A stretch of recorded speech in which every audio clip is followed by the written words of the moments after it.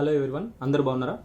So ఈరోజు ఆంధ్రప్రదేశ్ సంబంధించి intermediate Sanskrit first ఇయర్కి సంబంధించి 99 మార్కులు ఎలా వస్తాయి సార్ అని చెప్పి చాలామంది అడుగుతున్నారు. సో ఇంపార్టెంట్ క్వశ్చన్స్ పెట్టండి కూడా చాలామంది అడిగారు. వాటికి సంబంధించి ఈ వీడియోలో మనం చివరిదాకా చూసి అన్నీ తెలుసుకుందాం. 99 మార్క్స్ రావాలంటే ఏం చదవాలి, సో ప్రజెంటేషన్ ఎలా చేయాలి, ఏవేవి సాంస్క్రిట్లో రాయాలి, ఏవేవి తెలుగులో రాయాలి అనేది క్లియర్గా తెలుసుకుందాం. ఎగ్జామ్కి అయితే 3 గంటలు ఉంటుంది. సో ఇది పూర్తిగా లాస్ట్ వరకు చూడండి, మీ ఫ్రెండ్స్ కూడా షేర్ చేయండి, వాళ్ళకు కూడా ఉపయోగపడుతుంది. Thank you so much. So ఇక్కడ మనం ఫస్ట్ అయితే మనం నోట్ అనేది చూద్దాం. ఇక్కడ రాశాను నేను నోట్ అని. 1, 2, 3 and 14 రోమన్స్ ఉంటాయి. 1, 2, 3 రోమన్స్, అలాగే 14వ రోమన్ మనం ఖచ్చితంగా తెలుగులోనూ రాయొచ్చు లేదా ఇంగ్లీష్లోనూ రాయొచ్చు. మనకు సంబంధించిన మీడియంలో రాసుకుంటాం. రిమైనింగ్ మిగిలిన ప్రతి రోమన్ అంటే మనకి క్వశ్చన్ పేపర్ 1 నుంచి 16 రోమన్లు ఉంటుంది.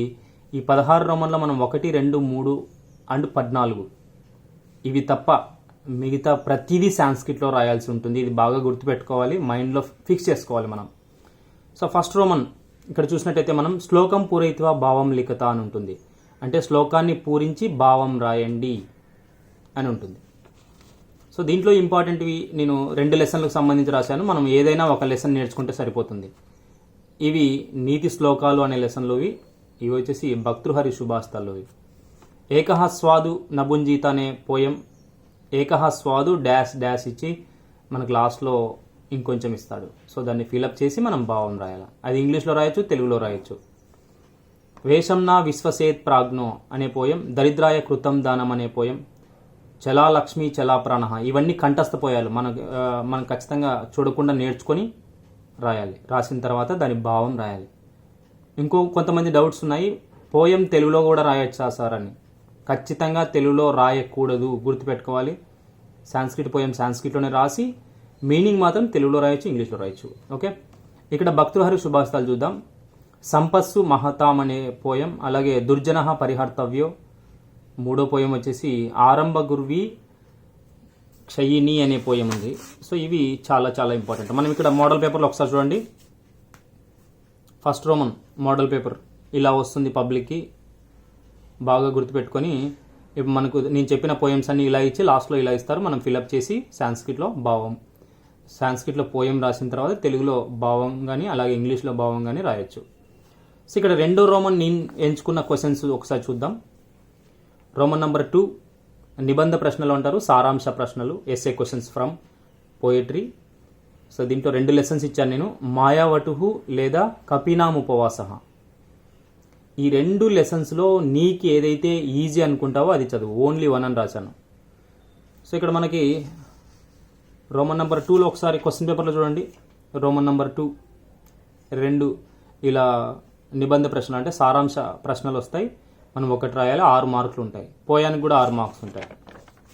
నెక్స్ట్ రోమన్ నెంబర్ 3లో కూడా same SA questions from prose అనమాట.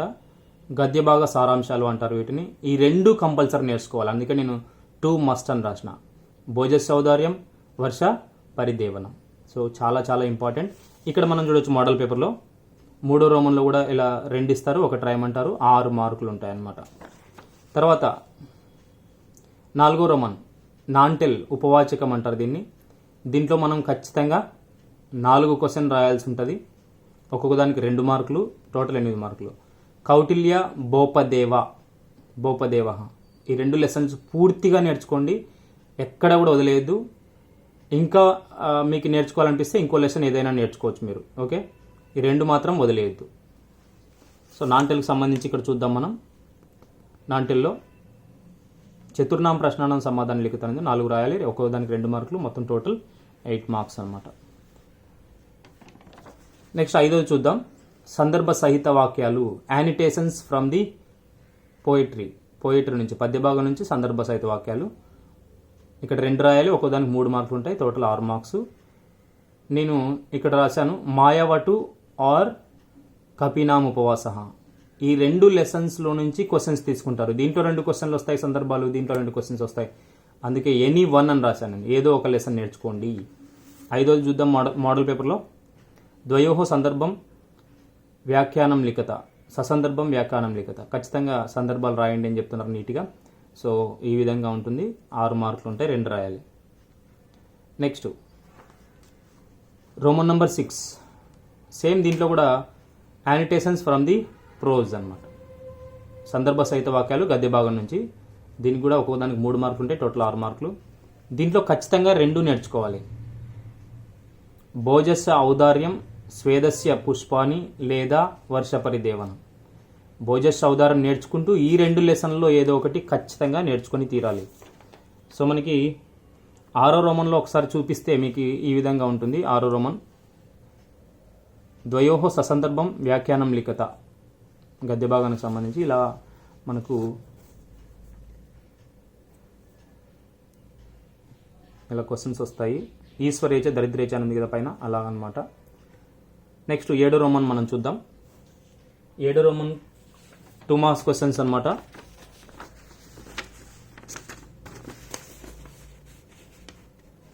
టూ మార్క్స్ క్వశ్చన్స్ పద్య భాగం నుంచి వస్తాయి. ఇవి చాలా చాలా ఇంపార్టెంట్.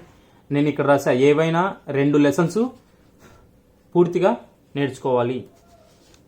ఏవైనా 2 లెసన్స్ అయితే పూర్తిగా నేర్చుకోవాలి, లేదా ఇక్కడ ఇంపార్టెంట్ రాశాను నేను. ఆ క్వశ్చన్ చదువుదాం. మునిహి దశరథం కిమితి శశాప అనుంది. తర్వాత ధర్మ సాధనేషు ఆద్యం కిం. తర్వాత 3వది దురాత్మానం సహజ లక్షణాన్ని కానీ. 4th question చంచలాహ మకారాహ Kathi తేజకే. తర్వాత సకల భాషా జన్మదాత్రిక. కపినాం లౌల్యం కథం జాతం. దేవభూమయ కే సతతం భూషణం కిం. ఇవి చాలా చాలా ఇంపార్టెంట్ అని నేను రాసుకున్నాను. ఇవి చదివినా సరిపోతుంది, లేదంటే ఏవైనా 2 లెసన్లు మీకు ఇష్టం వచ్చిన పద్య భాగంలో ఏవైనా 2 లెసన్లు పూర్తిగా చూసుకుంటే సరిపోతుంది. సో ఇక్కడ మనం చూడొచ్చు 7వ రోమన్లో ఎలా ఇచ్చారు పబ్లిక్ అనేది. ఇక్కడ చూడొచ్చు 3 రాయాలి, 2 మార్కులు 6 మార్కులు 2 మార్కులు ఇస్తారు, మొత్తం టోటల్ 6 మార్క్స్. సో ఇలా వస్తాయన్నమాట. 6 ఇస్తారు, 3 రాయాలి. నెక్స్ట్ 8వ చూద్దాం. నేను ఇచ్చిన దాంట్లో 2 మార్క్స్ క్వశ్చన్స్ ఫ్రమ్ ప్రోజ్ అనమాట. లఘు ప్రశ్నలు అంటారు సాంస్క్రిట్లో. ఇక్కడ రాశాను ఏవైనా 2 చదివితే సరిపోతుంది అని. అయినప్పటికీ ఇక్కడ నేను కొన్ని ఇంపార్టెంట్ ఇచ్చుకున్నాను. ధనినాం ధనం కిం. నెక్స్ట్ విద్వత్ ప్రియ భోజ కిమితి ప్రథమాగాత్ అని రాశాను. పంచతంత్రే కతి భాగా సంతి తేచకే. నెక్స్ట్ కహ స్వేద పవిత్ర. రామచంద్ర శబరి కిం పృష్టవాన్. వర్షాదేవ్యా సందేశ కహ. షట్ ఋతవ కే. 8వ రోమన్ అనమాట. 8వ రోమన్ ఇట్లా పబ్లిక్ మోడల్ పేపర్ ఒకసారి చూద్దాం. ఇక్కడ 8వ రోమన్ ఇలా 6 క్వశ్చన్లు వస్తాయి. గద్య భాగం నుంచి వచ్చే క్వశ్చన్లు ఇవి. ఒక్కోదానికి 2 మార్కులు ఉంటాయి, 3 రాస్తే సరిపోతుంది, 6 మార్కులు వస్తాయి. తర్వాత 9th రోమన్. 9th రోమన్ మనం చూసినట్టయితే ఇక్కడ మనం ఇచ్చిన దాంట్లో 5 మార్కులు ఉంటాయి. లెటర్ రైటింగ్ ఇది. పత్రలేఖనం అంటారు. పుస్తక ప్రేషణ విషయ పత్రం. తర్వాత పుత్ర లేదా పుత్రిక పితరం ప్రతి పత్రం అనుంది. ఇక్కడ 2 ఖచ్చితంగా నేర్చుకోవాల్సిన అవసరం ఉంటుంది. ఏదో ఒకటి పబ్లిక్ వస్తుంది అనమాట. ఇలా చూడవచ్చు మనం 9th రోమన్లో పబ్లిక్ మోడల్ ఇది. ఇలా 2 లెటర్స్ ఇస్తారు, ఒకటి రాయమంటారు అనమాట. 5 మార్కులు. నెక్స్ట్ వచ్చేసి 10వ రోమన్ చూద్దాం. మనం రాసిన దాంట్లో ఇక్కడ శబ్దాలు ఉంటాయి. ఇక్కడ ఎక్కువ మార్కులు వచ్చే అవకాశం ఉంటుంది. మిస్ చేయొద్దండి, ఎందుకంటే ఒక్కొక్క దానికి 6 మార్కులు ఉంటాయి. 12 మార్క్స్ వస్తాయి అన్నమాట. కేర్ఫుల్గా రాయాలి.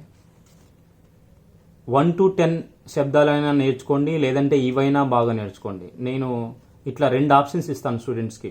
1 to 10 లేదా ఇవి నేర్చుకోండి. శివ, హరి, సీత, నది, వన, వారి. ఈ విధంగా నేర్చుకోవడం ద్వారా మంచి మార్క్స్ రావడానికి ఎక్కువ అవకాశాలు ఉంటాయి. సో మనం ఇక్కడ చూద్దాం. 10లో ఇక్కడ పబ్లిక్ మోడల్ పేపర్ చూస్తే మనం రామ, లత, వారి, యుష్మద్ అని ఇచ్చారు. ఇక్కడ 2 రాయాలి, ఒక్కో దానికి 6 మార్కులు, మొత్తం 12 మార్కులు. నెక్స్ట్ రోమన్ నెంబర్ 11లో చూద్దాం. దాతవః. ధాతువులు భవతి, భవతః, భవంతి. ఇలా ఇక్కడ ఇలా మాత్రమే ఇస్తారు పబ్లిక్కి.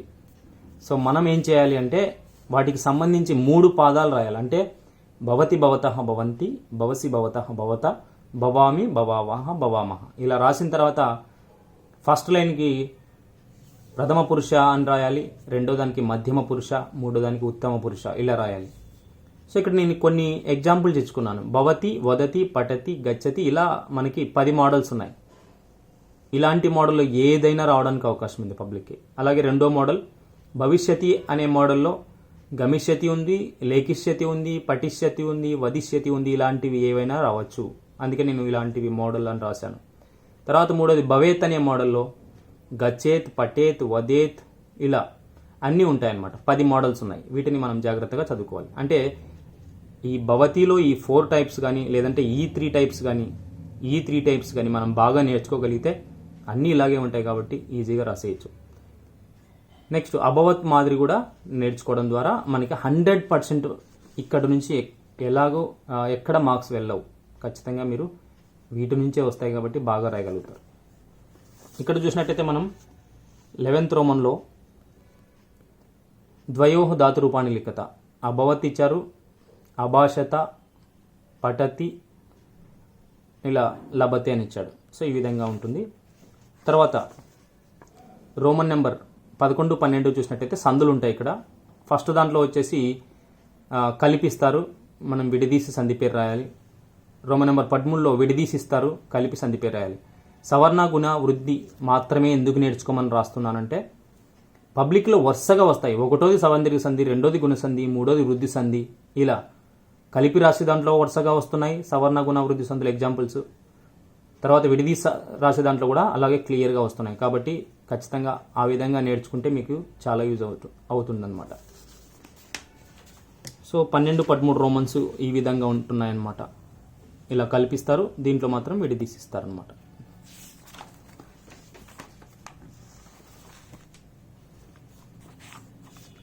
నెక్స్ట్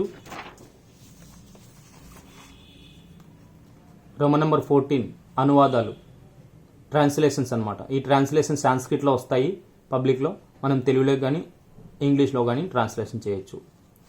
ఇక్కడ ఇలా ఉన్నాయి చూడండి, ఇవి ట్రాన్స్లేషన్స్ అంటారు, అనువాదాలు. ఇవి కంపల్సరీ అన్నీ నేర్చుకోవాల్సిందే, ఎక్కడ ఛాయిస్ ఉండదు. అందుకే అన్నీ చదవాలని రాశాను. రోమన్ నెంబర్ 15 ఏకపద సమాధాన ప్రశ్నలు అంటే పద్య భాగం నుంచి వస్తాయి. 1 వర్డ్ ఆన్సర్స్ అంటారు వీటిని. 5 వస్తాయి, 5 రాయాలి, అన్నీ చదవాలి. పద్య భాగంలో 1 వర్డ్ ఆన్సర్ ఏవైతే క్వశ్చన్స్ ఉన్నాయో అన్నీ చదువుకోవాలి. తర్వాత గద్య భాగంలో ఏవైతే ఉన్నాయో రోమన్ నెంబర్ 16లో అవన్నీ కూడా చదవాలి. ఆల్ ది బెస్ట్ అందరికీ. మీ త్రిలోక్య 6600 ఎప్పుడు మీ విజయాన్ని కోరుకుంటూనే ఉంటుంది. స్టూడెంట్స్కి ఉపయోగపడే ప్రతిదీ చెప్తూనే ఉంటుంది. Thank you so much for watching Trilokya 6600.